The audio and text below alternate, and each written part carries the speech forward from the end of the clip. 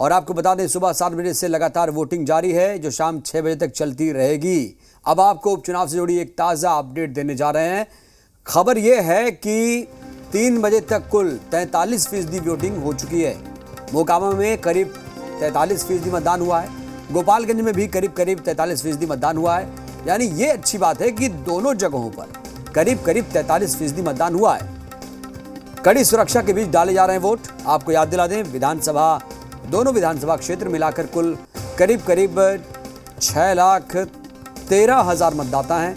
वहीं 15 प्रत्याशियों की किस्मत आज ईवीएम में कैद हो जाएगी। बात करें मोकामा की तो यहां पर कुल प्रत्याशी 6 मैदान में हैं, जिनमें से 2 महिलाएं शामिल हैं। इस विधानसभा सीट पर कुल 2,79,000 वोटर्स हैं, जिसमें 1,32,000 महिला वोटर्स जबकि 1,47,000 पुरुष मतदाता शामिल हैं।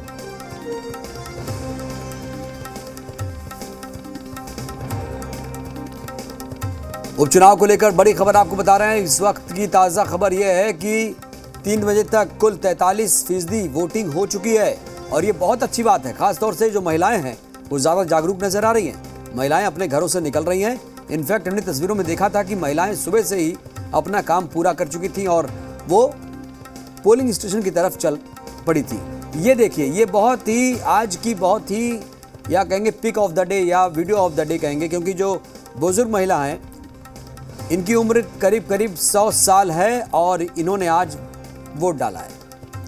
गोपालगंज और मोकामा में उपचुनाव में महागठबंधन और बीजेपी ने जीत का दावा किया है।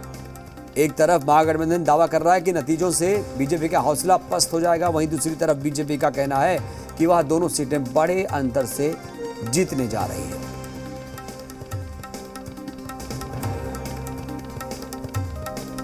गोपालगंज और मोकामा के उपचुनाव में जो उत्साह मतदाताओं का खुल करके शुरू से सुबह से ही आया है, इसके आने वाले परिणाम से भाजपा भयभीत है। परिणाम आने के बाद भारतीय जनता पार्टी कई टुकड़ों में तब्दील होगी। उन टुकड़ों को चुनना भाजपा नेताओं के बस में नहीं होगा। भारतीय जनता पार्टी मुक्त भारत बनने की दिशा में आगे बढ़ चुका है और ये दोनों उपचुनाव के नतीजे देश की राजनीति में एक नई लकीर खींचेंगे। ये बात में पूरा दम है और ये चुनाव तो इस बात को साबित भी करेगा और ये चुनाव निश्चित रूप से भाजपा को पहले से कमज़ोर हो चुकी है और इस रिजल्ट से उनका हौसला पस्त हो जाएगा और ये फाइनल है कि दोनों सीट जो है महागठबंधन के जो उम्मीदवार है वो जीतेंगे। इसमें कहीं कोई संदेह नहीं है, किंतु परंतु नहीं है। 100% हम लोग ये चुनाव जीतेंगे और भाजपा जो अनर्गल बयान कर रही है, कोई उनके संपर्क में नहीं है, कहीं कोई विलय नहीं हो रहा है और सबसे तो उनको इस बात के लिए शर्मिंदा होना चाहिए कि 13 पार्टी से ज़्यादा उनके साथ गठबंधन में थे पूरे देश में और आज उनके साथ बचा कौन है? उन पर तो कोई भरोसा करने वाला नहीं है। जदयू व्याकुल भारत है, चूँकि जदयू खुदे हरवा रहा है। मोकामा सीट और गोपालगंज सीट दोनों की कहीं इनका फुल मेजॉरिटी खुदे नहीं आ जाए, इसलिए हम लोग अपने विकास पे, हम लोग अपने विकासोन्मुखी काम पे, नेतृत्व पे और बिहार के जनता पर विश्वास है और हमारे अपने काम पर विश्वास है। इसलिए दोनों उपचुनाव में हम प्रचंड बहुमत से जीत रहे हैं। और जहां तक बात है जनता दल यूनाइटेड का, तो जनता दल यूनाइटेड इसका दिन गिन रहा है कि किस दिन माननीय मुख्यमंत्री जी का विदाई समारोह हो रहा है और तेजस्वी जी को आगे बढ़ा रहे हैं।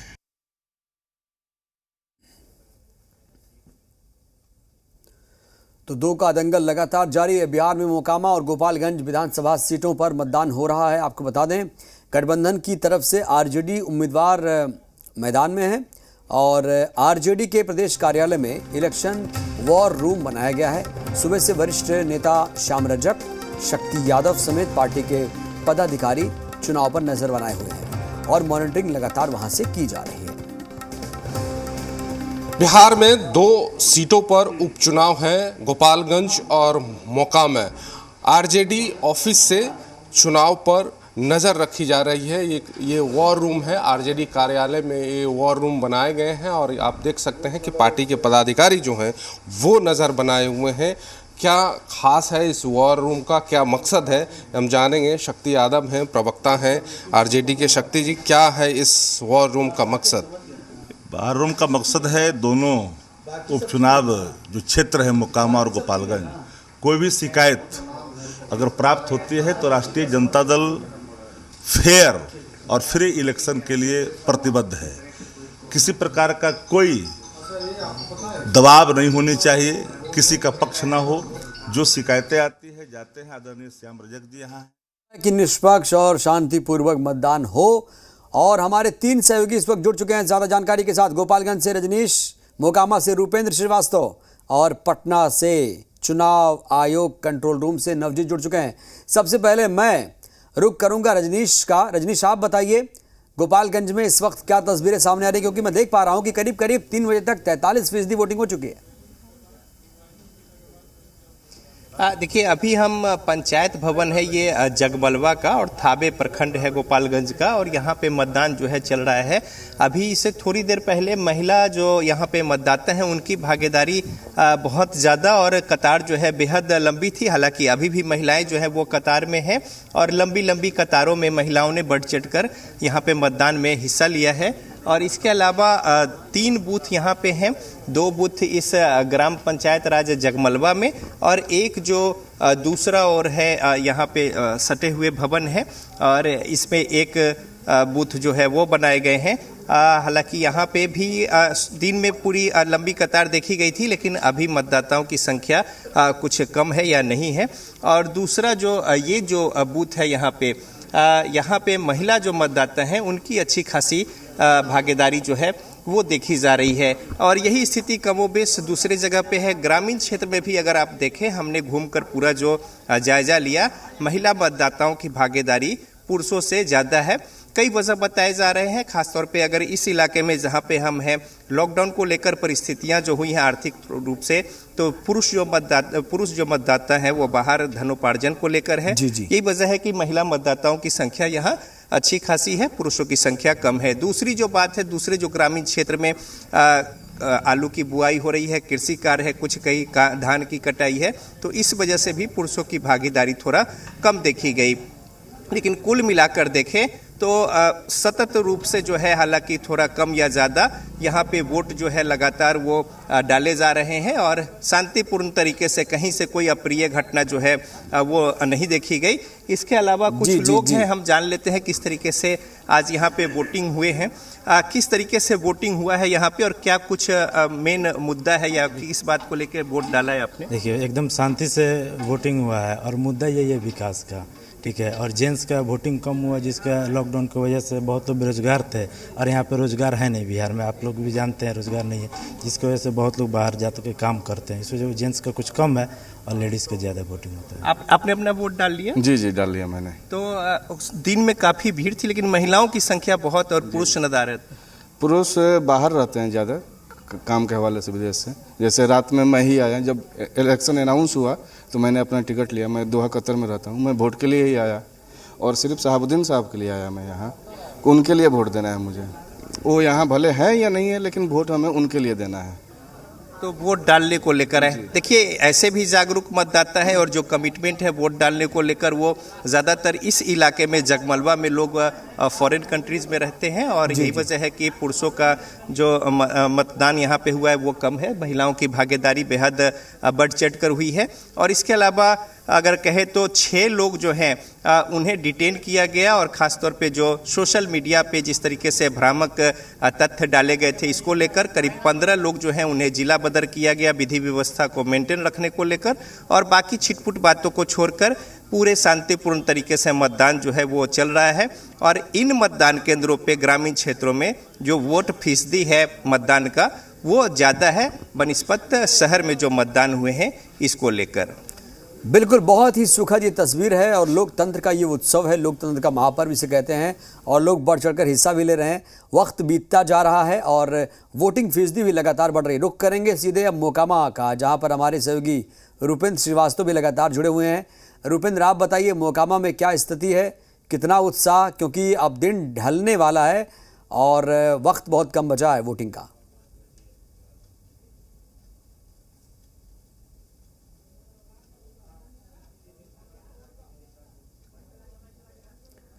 चलिए आपके पास मैं रुपेंद्र लौटूंगा, रुक करूंगा सीधे अब नवजीत का, जो चुनाव आयोग कंट्रोल रूम में इस वक्त पटना से मौजूद हैं। नवजीत, आप क्या देख पा रहे हैं? आप तो आंकड़ों में ही उलझे हुए हैं, क्या क्या डेटाज आपके पास मौजूद है इस वक्त?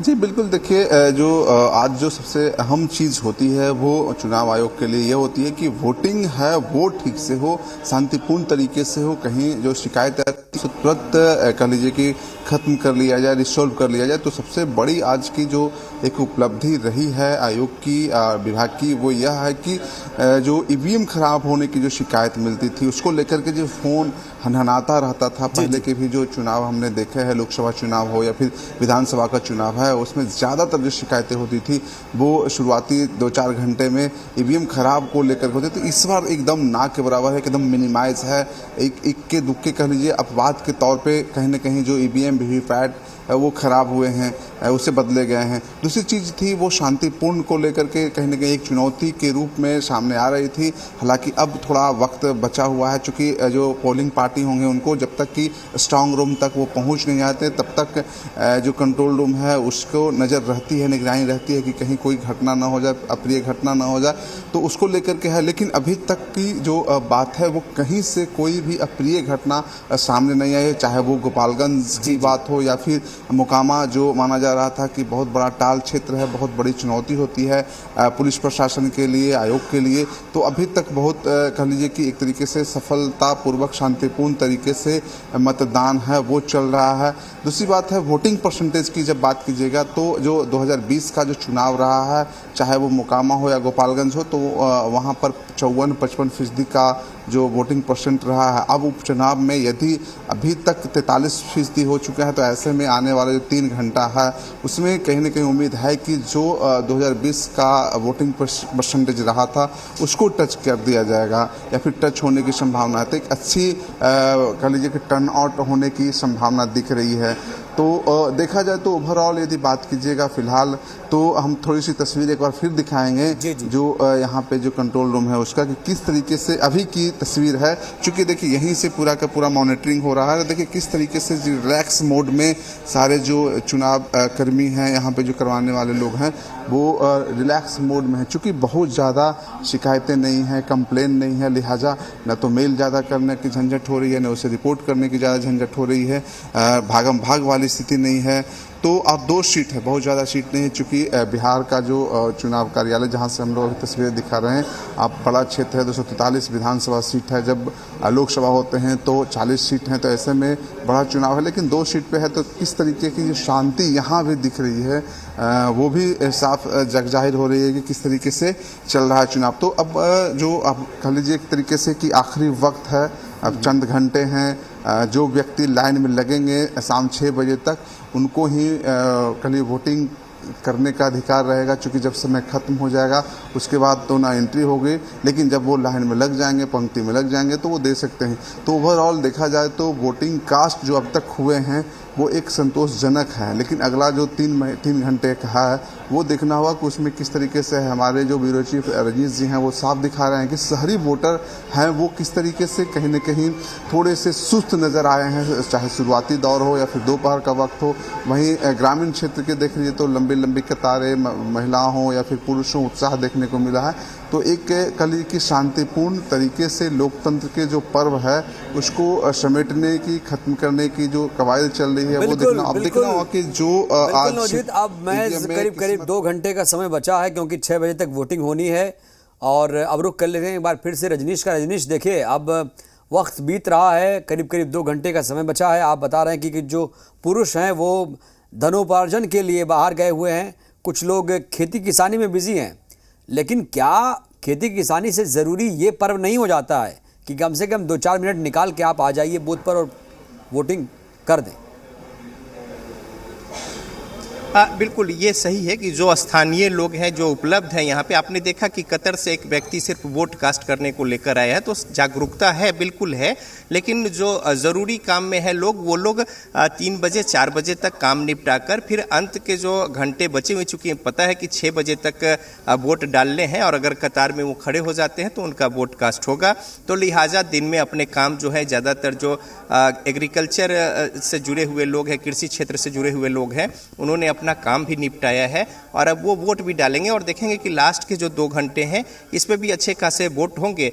इस बूथ पर अगर बात कर ले हम जगमलवा में, तो यहाँ पे जो 2 बूथ है, देखिए अभी यहाँ पे मतदाताओं की संख्या अब नगण्य हो गई है, लेकिन अभी से अगर 15 मिनट पहले की बात करें तो बेहद लंबी कतारें थी और ये पूरे दिन चली है। चूँकि महिलाओं की भागीदारी इस इलाके में बूथ पे देखने को मिली और वो घर के कामकाज को करे या न करे, लेकिन उन्होंने जागरूकता के तहत यहाँ पे मतदान किया। और पुरुष जो मतदाता हैं इस इलाके में, तो ज़्यादातर वो जो है फॉरेन कंट्री में है, जो आर्थिक स्थिति हुई है लॉकडाउन के बाद उसको लेकर, तो उसको रिमूव आउट करने को लेकर, वो धनोपार्जन को लेकर है। तो यही वजह है कि यहाँ पे महिलाओं की भागीदारी ज़्यादा देखी गई है। इस बार जो वोटिंग है, यहाँ पे कुछ कुल मिलाकर, हाँ मैं कह रहा था कि इस बार या हमेशा देखा जाए तो वोटिंग जो पड़ती है वो विकास को लेकर, रोजगार, स्वास्थ्य, शिक्षा, सड़क, तमाम चीज़ें, मूलभूत सुविधाएं जो हैं खासतौर से सबको चाहिए और इसीलिए लोग वोट करने पहुंचते हैं। यहाँ की क्या क्या समस्याएं हैं, क्या क्या मुद्दे हैं? देखिए जगमलवा जिस हम गांव में है, थाबे प्रखंड का ये गांव है और बेहद संपन्न, और जो गांव में जिस तरह के घर हैं या जिस तरीके से परिस्थितियां हैं आर्थिक तौर पे हमने देखा है, बहुत असमृद्ध गांव है। इसकी वजह एक यही है कि लोग बाहर जो है फॉरेन कंट्रीज़ में अर्न करके और यहाँ पे गांव में अपनी स्थिति, परिवार की स्थिति को बेहतर कर रहे हैं और इसमें लगे हुए हैं। जहाँ तक यहाँ पे बात है मूलभूत, तो तमाम जो लोग होते हैं हर कोई की चाहत होती है कि जो सरकार की ओर से आधारभूत संरचना है वो बेहतर हो, विधि व्यवस्था अच्छा हो और जीवन यापन को लेकर सुख सुविधा ठीक हो। और ख़ासतौर पे वैसे पुरुष जो बाहर रह रहे हैं तो अपने परिवार के हिफाजत से लेकर और आराम और सुविधा साधन जो है उसको लेकर कंसर्न रहते हैं और यही चीज़ यहाँ के लोग भी चाहते हैं।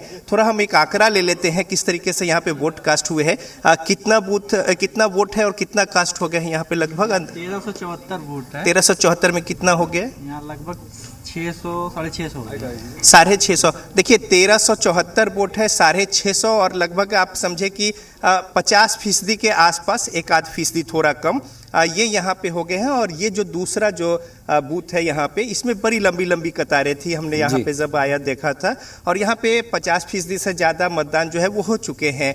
अब यहाँ पे जो 2 घंटे का समय लगभग बचा हुआ है, तो इसमें अब थोड़ी ये जो संख्या है 50 से निश्चित तौर पे ज़्यादा जाएगी। और देखिए अभी भी मतदाता जो आ रहे हैं उनमें वही संख्या महिलाओं की जो है वो देखी जा रही है और महिलाएं जो है एक महिलाएं आकर यहाँ पे अपना वोट कास्ट किया है और काफ़ी भागीदारी जो है उनकी वो देखी गई है। और बहुत खूबसूरत तस्वीर थी यहाँ पे, जिस तरीके से लंबी कतारें थी महिलाओं की और बेहद जागरूक और कंसर्न अपने मताधिकार को लेकर।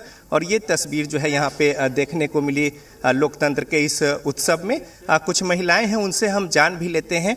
अगर आपसे हम बात करें तो काफ़ी देर से आई हैं वोट डालने को लेकर, इसकी कोई वजह है क्या? भीड़ है, इसीलिए। कोई वजह नहीं है, भीड़ की वजह से। अच्छा, आपने पता किया कि काफ़ी लंबी कतार है तो इसलिए थोड़ा डिले करके आई हैं। जी जी। तो देखिए लंबी कतार थी, गांव के लोग पता है कि बूथ पे काफ़ी भीड़ है, लिहाजा रुक कर आए हैं। और ऐसे ही कुछ और लोग जो बचे हुए हैं जिन्हें पता था, चूँकि हमने खुद देखा यहाँ पे काफ़ी लंबी लंबी कतारें थी महिलाओं की, तो अब जो लोग रह गए हैं थोड़ा उस तरीके से लोग हैं जो भीड़ भाड़ में ज़्यादा देर इंतजार करना पसंद नहीं करते हैं, वैसे लोग भी आकर अपना वोट कास्ट करेंगे। और इस तरीके से जो यहाँ पे मतदान मैं आपके पास लौटूंगा, रुख करूंगा। हाँ बिल्कुल आपके पास लौटूंगा, रुख करूंगा अब सीधे नवजीत का। नवजीत देखिए, एक बड़ी घटना आज सामने ये आई कि कुछ लोग थे जो यहाँ पर गलत वीडियोस या फोटोज़ के माध्यम से भ्रम फैलाने की कोशिश कर रहे थे। उनके खिलाफ कार्रवाई हुई, 6 लोग गिरफ्तार किए गए। आगे अगर कोई ऐसा कर रहा है या ये लोग जो कर रहे हैं ऐसा, उनकी क्या सोच है, ऐसा क्यों कर रहे थे, क्या कोई जानकारी मिल पाई, ये कौन लोग थे? जी बिल्कुल, देखिए जो पता चला है, बताया जा रहा है ये कि गोपालगंज की यह घटना है। गोपालगंज विधानसभा सीट पर जो एक कैंडिडेट के बारे में यह अफवाह फैलाया गया सोशल मीडिया पे कि उनकी जो प्रत्याशी हैं या फिर कह लीजिए उनकी जो नामांकन है वो कहीं न कहीं अवैध तरीके से मान लिया गया। तो ऐसे में इस अफवाह को लेकर के जो चुनाव आयोग और जो पुलिस प्रशासन है वो अलर्ट हो या चीज़ों को किस तरीके से हैंडल किए। देखिए साफ सी बात है, जो मुख्य निर्वाचन पदाधिकारी जिनसे हमारी बात होती है चार श्रीनिवास, उनका साफ कहना है कि यदि किसी भी तरीके से चुनाव के पहले या फिर चुनाव मतदान के बाद यदि कोई भी व्यक्ति किसी भी तरह के अफवाह फैलाते हैं, विधि व्यवस्था को बिगाड़ते हैं या फिर किसी तरह का ऐसे काम करते हैं जिससे सीधा का सीधा चुनाव प्रभावित होता है, मतदान प्रभावित होता है, तो उन्हें बख्शा नहीं जाएगा, उन पे सीधे सीधे कार्रवाई होगी। चलिए बिल्कुल बिल्कुल ऐसे लोगों के खिलाफ सख्त कार्रवाई होनी चाहिए। हम भी कहते हैं कि ऐसे लोगों के खिलाफ सख्त कार्रवाई होनी चाहिए। अब मैं रुक करूंगा, मोकामा से हमारे सहयोगी रुपेंद्र जुड़े हैं। रुपेंद्र बताइए, आपके पास क्या तस्वीरें दिख रही हैं, कितना उत्साह लोगों में? देखिए उत्साह सुबह में देखने को मिला, जहां तक महिला मतदाता सबसे अधिक मोकामा में निकलकर अपना वो मताधिकार का प्रयोग की, तो वहां पुरुष और युवा भी दिखाई दिए। लेकिन अब जो है 4 बज चुके हैं, 6 बजे तक मतदान होने वाले हैं, लेकिन अब जो है अब मतदान केंद्र जो है अब खाली दिखने लगे हैं। अभी हम CCM स्कूल मोकामा मतदान केंद्र पर हैं। यहाँ पर बूथ संख्या 158, 159 है। वहीं इसके पास में जो है परिवहन विभाग का एक ऑफिस है मोकामा का, वहाँ पर भी एक है 2 मतदान केंद्र है, तो वहाँ भी खाली खाली दिख रहा है और यहाँ भी खाली खाली दिख रहा है और शांतिपूर्ण मतदान हुआ है, ये सबसे बड़ी बात है। अब इक्का दुक्का जो लोग हैं वो लोग जो हैं मतदान केंद्र पर जो है पहुँच रहे हैं, इक्का दुक्का लोग जो हैं जो छूटे हुए हैं वो अपना आकर मताधिकार का प्रयोग कर रहे हैं। लेकिन जिस तरह से सुबह भीड़ देखने को मिली और लगातार लोग लाइन लगाकर अपने मताधिकार का प्रयोग किया, अपना वोट डाला, अब धीरे धीरे शाम में जो है अब जो है गोपालगंज और मोकामा वालों ने ये साबित कर दिया कि वो लोकतंत्र के इस उत्सव को मनाते हैं, न सिर्फ मनाते हैं बल्कि लोगों को प्रेरित भी करते हैं कि ये उत्सव जो है बार बार नहीं आता है, कभी कभी आता है, इसलिए इस उत्सव को धूमधाम से मनाना चाहिए और यही संदेश भी जाना चाहिए। आप भी अगर घर से नहीं निकले तो ज़रूर निकलिए, अपने मताधिकार का इस्तेमाल करिए। बहुत बहुत धन्यवाद आप सभी तीनों का बातचीत करने के लिए। तो शाम 6 बजे तक आपको बता दें वोटिंग होगी और वोटिंग लगातार सुबह 7 बजे से ही जारी है। बुलेटिन में इतना ही, देखते रहिए ZBR झारखंड।